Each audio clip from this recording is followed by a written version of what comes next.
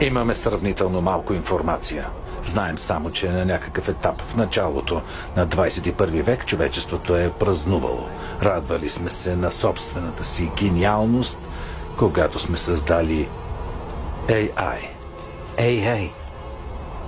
Изкуственият интелект. Единно съзнание, което създава цяла раса от машини. Не знаем кой е ударил пръв, ние или те. Това не е реално. Какво е реално? Как го дефинираш?